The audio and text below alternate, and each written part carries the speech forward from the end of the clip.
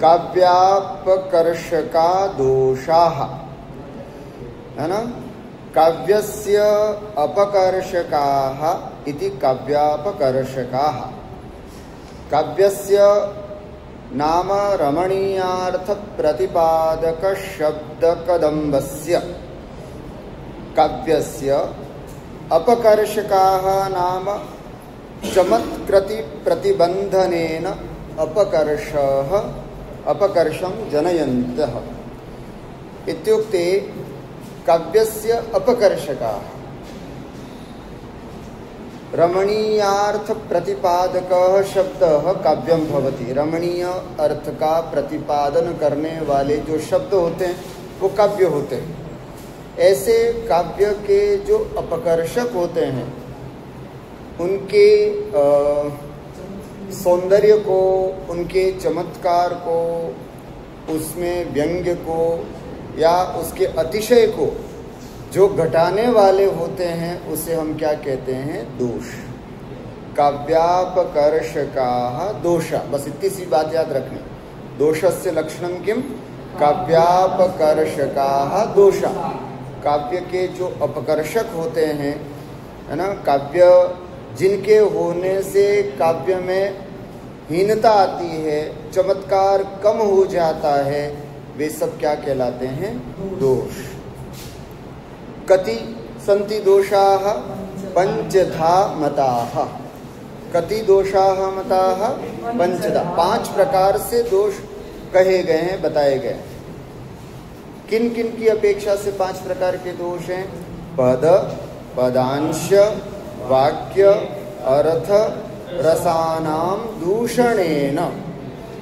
नाम पददूषणेन पददोषः, पदांशदूषणेन पदांशदोषः, वाक्यदूषणेन वाक्यदोषः, अर्थदूषणेन अर्थदोषः, रसदूषणेन रसदोषः। एवं कति दोषाः सन्ति? पंचदोषाः। पददोषः, पदांशदोषः, वाक्यदोषः, अर्थदोषः, रसदोषश्च, है ना। रसापकर्षकाः दोषाः पुनः पंचधा दोषाः भवन्ति। 5 प्रकार से ये दोष होते हैं। वृत्तौ किम लिखितं पश्यन्तु। ये खलु पदवाक्य रसादि दूषणद्वारेण काव्यस्य अपकर्षम् उत्पादयन्ति ते नाम दोषनाम्ना कथ्यन्ते। ये खलु जो पद वाक्य रसादि दूषण द्वारेण, पद वाक्य पदांश अर्थ रस आदि दूषण के द्वारा काव्यस्य अपकर्षम उत्पादयन्ति, किसी भी काव्य के अपकर्ष को उत्पादित करते हैं। पद में दोष लग जाता है तो काव्य का अपकर्ष हो जाता है, पदांश में दोष लग जाता है तो काव्य का अपकर्ष हो जाता है, कभी कभी रस में दोष हो जाता है तो काव्य का अपकर्ष। तो अधिकतम काव्य के अपकर्ष होने के ये 5 साधन है, 5 कारण हो सकते हैं। इसलिए यहाँ पर बताया है कि पद पदांश आदि के द्वारा जो काव्य में अपकर्ष उत्पन्न होता है, जो हीनता उत्पन्न होती है, जो चमत्कार से रहितपना उत्पन्न होता है, उसे हम क्या कहते हैं? ते नाम दोष नामना कथ्यन्ते। उन्हें हम दोष के नाम से जानते हैं। काव्य में दोष किन किन से उत्पन्न हो सकता है?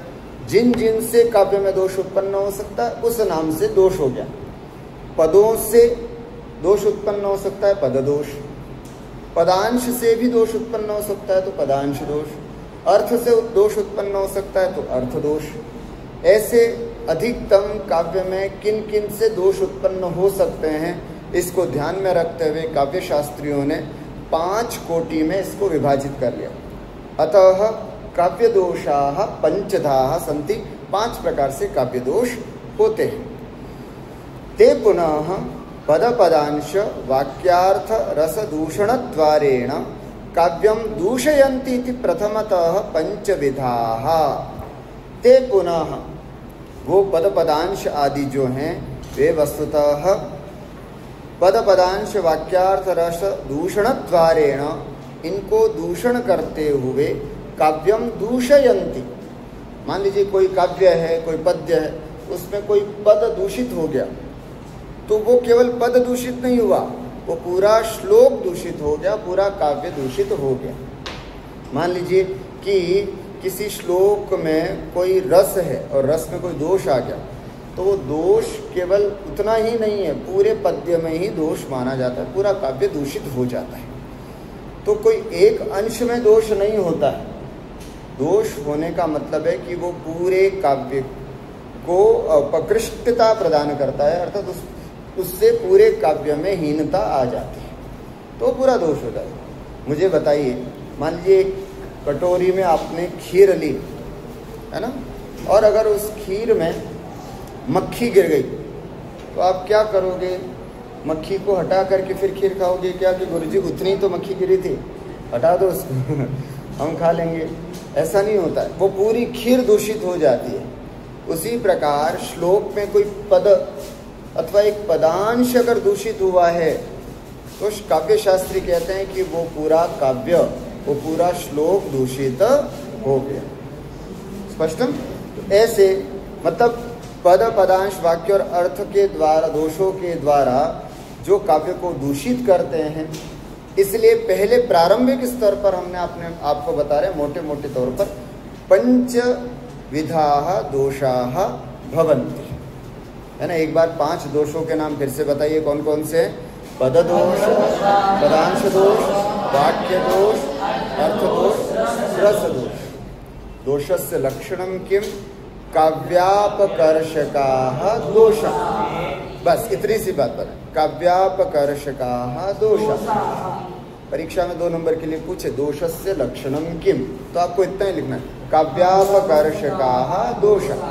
काव्य को उत्कर्ष बढ़ाते हैं उनको क्या बोलते हैं? गुण।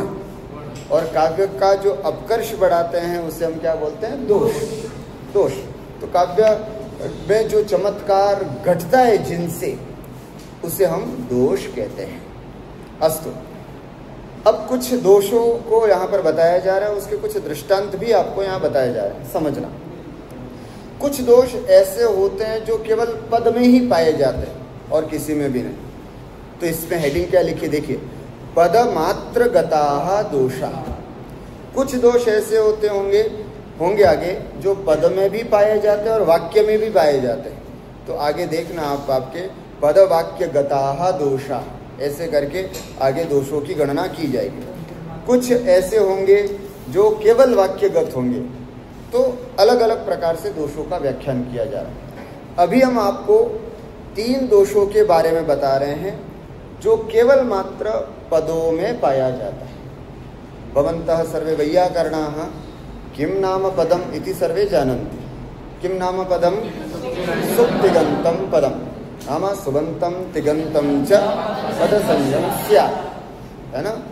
पद सुबन्तं नाम शब्द रूपाणि, तिगन्तं नाम धातु रूपाणि, है ना। तो शब्द रूप और धातु रूप जो मतलब जो शब्द हैं ये पद कहलाते हैं। उन पदों में अगर कोई दोष होता है तो उनको बोलते हैं पद दोष।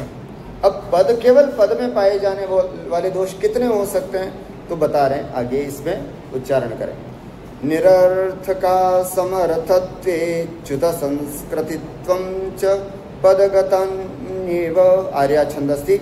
निरर्थका समर्थत्वे च्युत संस्कृतित्वं च पदगतान्येव।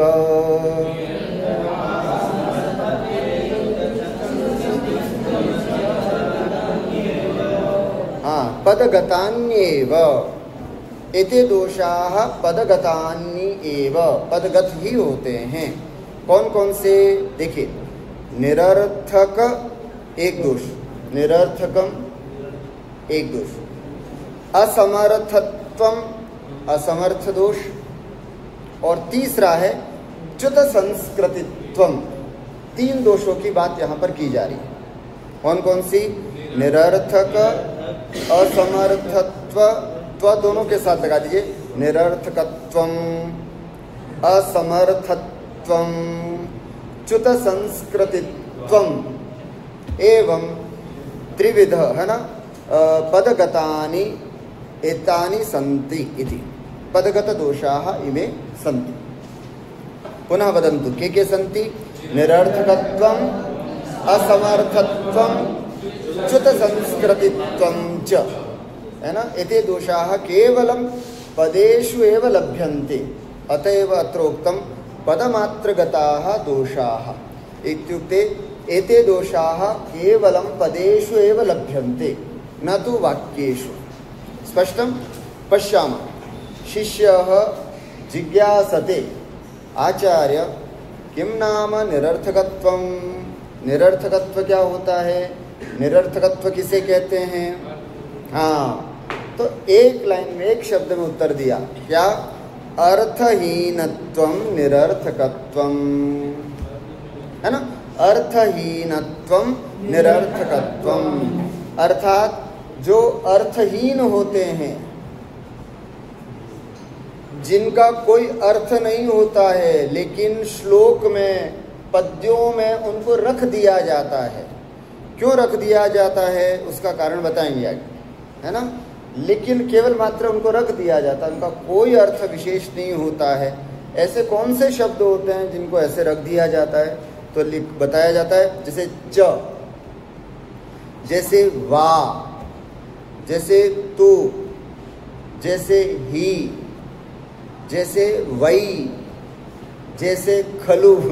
ये कुछ शब्द ऐसे हैं जहाँ श्लोक कर्ता या पद्य निर्माता अपने श्लोक की पाद पूर्ति के लिए, मुझे इसमें 18 अक्षर चाहिए, या मुझे इसमें उपजाति में बना रहा हूँ तो मुझे 11 अक्षर चाहिए, 10 बन गए, एक अक्षर कम पड़ रहा है, तो च शब्द लगा देंगे, वा शब्द लगा देंगे, तू शब्द लगा देंगे, वही शब्द लगा देंगे, तो उनका पाद पूर्ति हो गई। लेकिन एक सच्चा शास्त्रीय व्यक्ति होगा तो वो कहेगा निरर्थक है, निरर्थक है। क्योंकि हम तो वैयाकरण है, हमारा तो क्या है कि अगर एक अक्षर भी कम होता है तो हम कैसा उत्सव मनाते हैं? पुत्रोत्सवाः मन्यन्ते। हम तो ऐसे करते हैं कि पुत्र जैसे पैदा हुआ उतनी खुशी होती है, उतनी खुशी अगर हम किसी रचना में से एक पद हटा देते हैं तो बनाते हैं। अर्धमात्रा क्या है? वो पंक्ति क्या बोलते हैं? हाँ, अर्धमात्रा लाघवेन, अर्धमात्रा लाघवेन पुत्रोत्सवाः मन्यन्ते। केवल एक आधी मात्रा भी अगर कम हो जाती है, अक्षर तो बहुत बड़ी बात होगी, तो भी इतनी खुशी होती, इतनी खुशी होती जैसे कि घर पर उसका बच्चा हो गया हो, बेटा हो गया हो, इतनी खुशी। तो यहाँ पर यही बात बता रहे हैं, अगर इस तरह से कोई काव्य शास्त्री या कोई काव्य वाला व्यक्ति च, वा, हा, ही, तू ऐसे शब्द जोड़ता है ना, तो उसको बिल्कुल वेस्टेज लगता है, इसलिए उसको दोष माना गया है। कौन सा दोष हो गया ये? निरर्थकत्वम। कौन सा दोष है बेटा? निरर्थकम। क्यों? क्योंकि अर्थहीन, उसका कोई अर्थ नहीं बैठ रहा, प्रसंग ही नहीं बैठता, इसलिए निरर्थकत्वम नाम अर्थहीनत्वम यथा च वा हा दीनि। ये क्यों प्रयोग किए जाते हैं? वृत्त पूर्ण मात्र प्रयोजनानि। वृत्त पूर्ण, वृत्त मतलब छंद, है ना, छंद की पूर्ति मात्र करने के लिए इनका प्रयोजन होता है। तो क्या काव्यों में इसका प्रयोग देखा जाता है क्या? हाँ साहब, रामायणादिषु बाहुल्येन द्रष्टव्यानि। रामायण आदि जो महाकाव्य हैं उनमें इस तरह के निरर्थक पदों का बहुत बाहुल्य देखा जाता है। जब कोई काव्य रचना करने बैठता है, उस प्रवाह में रहता है, तो उसका ध्यान भावों पर रहता है, तो फिर अपनी भावों को कहने में अगर एकाध शब्द कम पड़ जाता होता है, तो फिर वो अपने उसमें निरर्थक शब्दों को जोड़ करके उसको पूरा कर देता है। इसलिए यहाँ पर दोष बताया है निरर्थकत्व दोष। स्पष्टम है ना? स्पष्ट हो गया सबके लिए। सबसे पहला दोष है निरर्थक दोष। अर्थहीन जो होते हैं शब्द, अगर इनका प्रयोग किया जाता है तो निरर्थकत्व नाम का दोष होता है। अस्तु, दूसरा कौन सा है दोष? तो है दूसरा असमर्थत्वम दोष। असमर्थत्व दोष। असमर्थत्व का मतलब क्या होता है? अवाचक। कैसे? देखो क्या लिखा है, तदर्थे पठितमपि तस्य अवाचकत्वम, तदर्थे उस अर्थ में पठितम अपि, उसको पढ़ा गया है, उस अर्थ में उसको पढ़ा गया है, फिर भी तस्य अवाचकत्वम, लेकिन वाचकत्व नहीं है उसका, लोक में प्रयुक्त नहीं होता है वो। इसलिए यद्यपि शुद्धम लोक विरुद्धम ना करणीयम ना चरणीयम, यद्यपि आपकी बात बिल्कुल सही है। कुत्र हंति, क्या अर्थ हुआ इसका, है ना, कुत्र हंति। अब हन धातु का प्रयोग किस अर्थ में होता है, हिंसा, दो अर्थ हैं, कौन कौन से, हिंसा गत्यर्थो, गत्यर्थयो हो, हिंसा और गति दोनों अर्थ में प्रयोग होता है। अब मैंने कुत्र हंति बोला तो किसी को समझ में नहीं आया, यद्यपि हंति का मतलब क्या होता है, गच्छति, हंति इत्युक्ते गच्छति, गमन अर्थ में भी प्रयोग होता है, परंतु अवाचक है ये, अवाचक होने से ये असमर्थ है अपने शब्द को कहने में। तो यद्यपि ये क्या लिखा, तदर्थे पठितम अपि, हन धातु हिंसा के साथ साथ गति अर्थ में भी इसको पढ़ा गया है, बिल्कुल सही है, लेकिन तस्य अवाचकत्वम, लेकिन प्रायः उसका प्रयोग शास्त्रों में नहीं होता है, सब जगह नहीं होता है।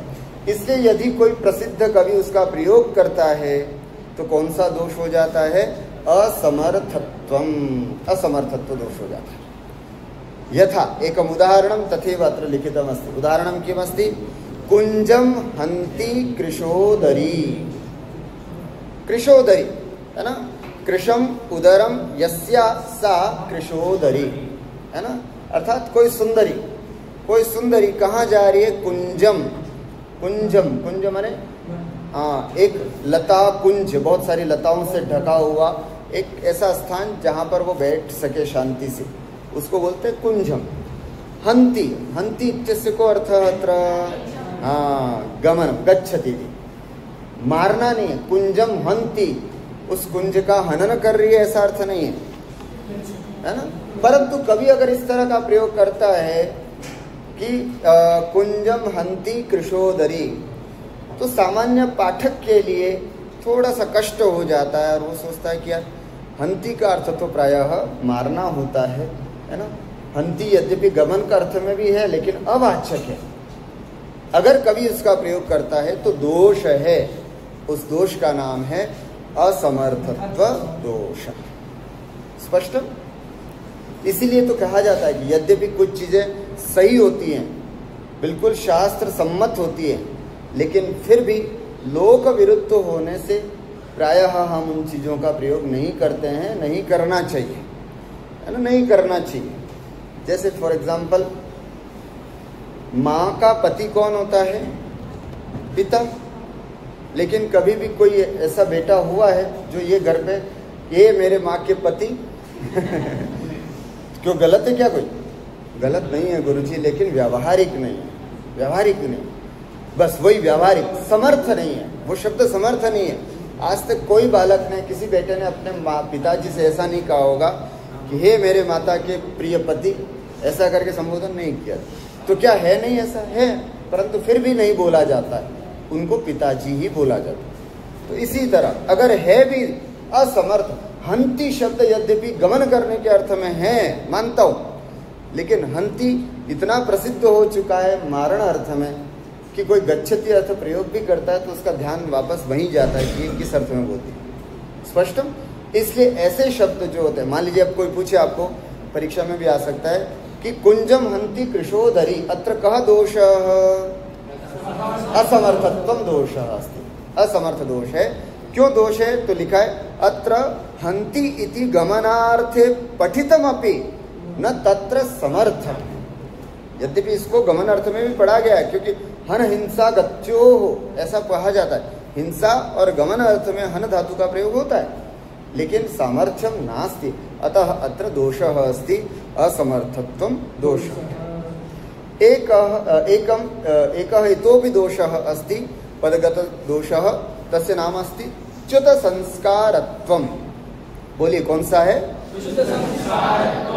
संस्कार से च्युत हो गया है, उसको बोलते हैं च्युत संस्कार। संस्कार का मतलब क्या? व्याकरण। संस्कार से युक्त होने के कारण ही तो इस भाषा को क्या बोला जाता है? व्याकरण की संस्कार से युक्त होने के ही कारण इस भाषा को क्या बोला जाता है? संस्कृत, संस्कारित भाषा ही। इसको बहुत अच्छे से संस्कारित की गई। लेकिन अगर उस संस्कारों में च्युतपना आ जाता है, हीनपना आ जाता है, तो एक दोष उत्पन्न हो जाता है। उस दोष का नाम है च्युत संस्कारत्वम। आपने देखा होगा, जैसे एक आत्मनेपद प्रसंग पढ़ा होगा आपने, तो उसमें एक आता है सूत्र विपराभ्याम जे। कौन सा सूत्र है? विपराभ्याम जे। सूत्र क्या कहता है? वी और परा उपसर्ग पूर्वक जी धातु हो तो किसमें चलता है? आत्मनेपद में। किसमें चलता है? आत्मनेपद। अन्यथा जी धातु परस्मैपद में ही चलता है। जयति, जयता, जयंती। अगर वी उपसर्ग है तो विजयते, विजयंती। अगर परा उपसर्ग है तो आत्मनेपद चल सकता है। पराजयते, पराजयते, पराजयन्ते। बिल्कुल ठीक। लेकिन अगर बिना वी और परा के जी धातु को आत्मनेपद में चलाएंगे तो क्या होगा? दोष। कौन सा दोष? च्युत संस्कृतत्वम दोष, च्युत संस्कारत्वम दोष। जैसे कि हमारे इसमें है सत्यमेव जयते। ना तो वहां वी है, ना वहां परा है। लेकिन इसको हम शुद्ध इसलिए मानते हैं क्योंकि वो आर्ष वाक्य है। कैसा वाक्य है? आर्ष वाक्य है, इसलिए इसको स्वीकार करते हैं। लेकिन आज कोई अगर आर्टिकल लिख रहा है, कोई लिखता है और उसमें जयते शब्द का प्रयोग करता है तो वहां दोष। कोई कवि है और अपने पद्य में जयते पद का प्रयोग करता है तो वो गलत माना जाता है। च्युत संस्कारत्व दोष वहां पर होता है। ठीक है? अर्थात व्याकरण के नियमों के अनुसार नहीं चल करके अगर आप अपने मन से कोई नियम चलाते हैं, है ना, तो उससे वहां जो दोष होता है उसको बोलते हैं च्युत संस्कारत्वम दोष। देखिए क्या कहते हैं और उनका क्या उदाहरण है, हम यहाँ देखते हैं। च्युत संस्कारत्वम नाम व्याकरण लक्षणहीनत्वम। जहां पर व्याकरण के लक्षण नहीं दिखे जाते हैं, ऐसा जो दोष होता है उसको हम बोलते हैं च्युत संस्कारत्वम। यहाँ पर व्याकरण का मतलब यद्यपि बहुत सारी व्याकरण है, लेकिन सर्वाधिक मान्य व्याकरण कौन सी है? पाणिनि व्याकरण, है ना। महर्षि पाणिनि द्वारा रचित जो व्याकरण है वो व्याकरण होने को तो बहुत सारी व्याकरण है ना, लेकिन मुख्य रूप से पाणिनि व्याकरण से अगर उसका मेल नहीं जाता है तो दोष माना जाता है। कौन सा दोष है वो? च्युत संस्कारत्व नाम का दोष। अथवा अगर कोई दूसरी व्याकरण से उस बात को सिद्ध करता है तो उनको चाहिए कि वो नीचे फुटनोट में ये डाले कि ये इस व्याकरण से बिल्कुल सही है इस दृष्टि से। अगर वो स्पष्टीकरण डाल देते तो दोष नहीं है, लेकिन स्पष्टीकरण नहीं होता है तो वो दोष माना जाता है। जैसे एक उदाहरण दिया किरातार्जुनीयम का कि कैसे ये दोष है। देखिए, गांडीवी कनकशिला निभम भुजाभ्याम आजग्ने विषम विलोचनस्य वृक्ष नहीं होगा, वक्ष होगा, है ना, वक्ष, है ना। वक्ष नाम वक्षस्थलम, है ना, वृक्ष। अस्तु, क्या कह रहे हैं? गांडीवी। कौन था गांडीवी? है ना, गांडीवी। गांडीव को धारण कर, गांडीवः अस्ति अस्य इति गांडीवी। कौन था? अर्जुन। गांडीवी। कनकशिला निभम, कनक नाम स्वर्ण, शिला स्वर्णशिला, निभम माने सदृशम।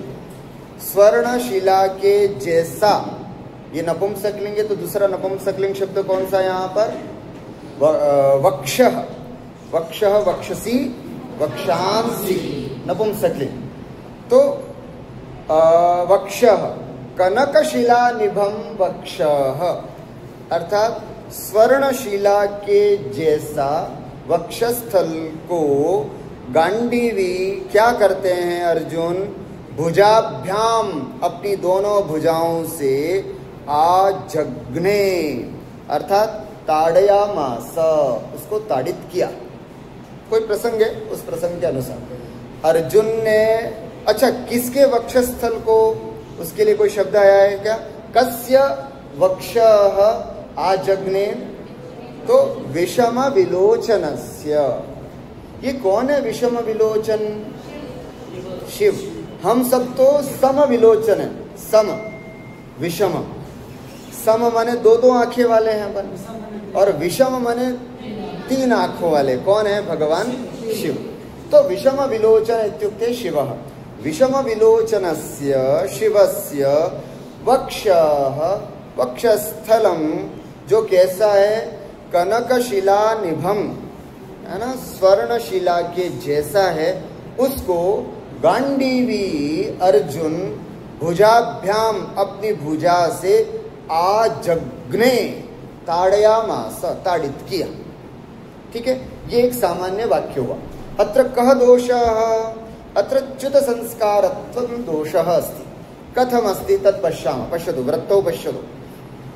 दो सूत्र यहाँ पर व्याकरण के दिए जा रहे हैं, आप लोगों ने पढ़े होंगे। एक सूत्र है आंगो यमहनः। हाँ, कौन सा सूत्र है? आंगो यमहनः। ये सूत्र क्या कहता है? अगर आंग उपसर्ग पूर्वक यम धातु और हन धातु का उपयोग कर रहे हो और अकर्मक हो, अकर्मकात, ये जरूर ध्यान रखना। क्या? अकर्मकात आंग, अकर्मक की अनुवृत्ति यहां पर आ रही है।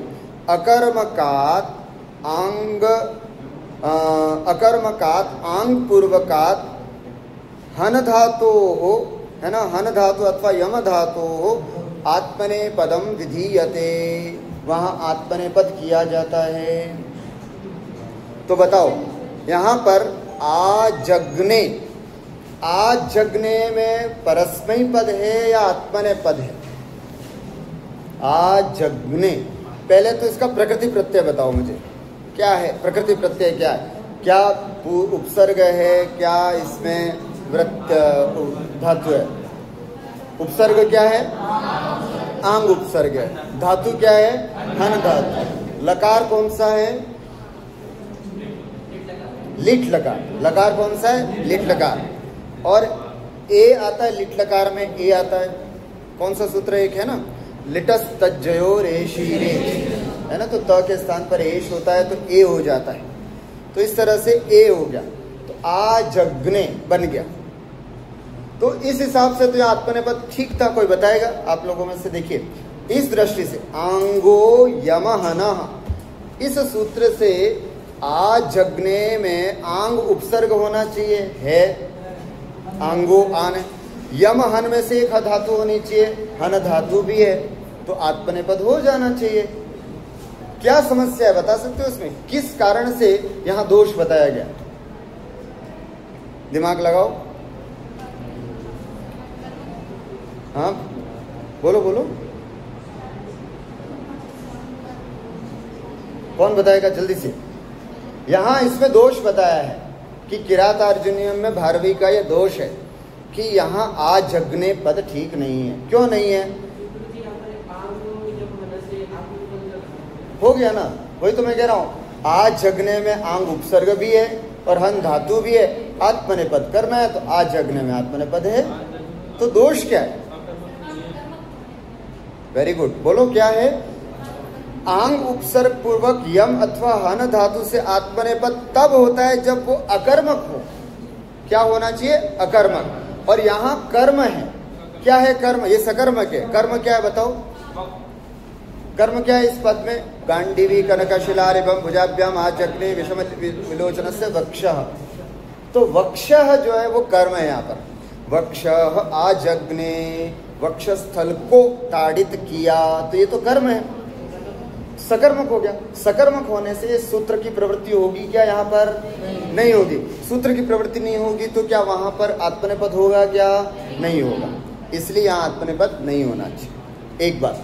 दूसरा, एक सूत्र ये कहता है कि गुरुजी एक दूसरा सूत्र देते हैं, वहां तो सकर्मक में भी आत्मनेपद हो सकता है। वो दूसरा सूत्र देखिए कौन सा है? स्वांग कर्मकाच।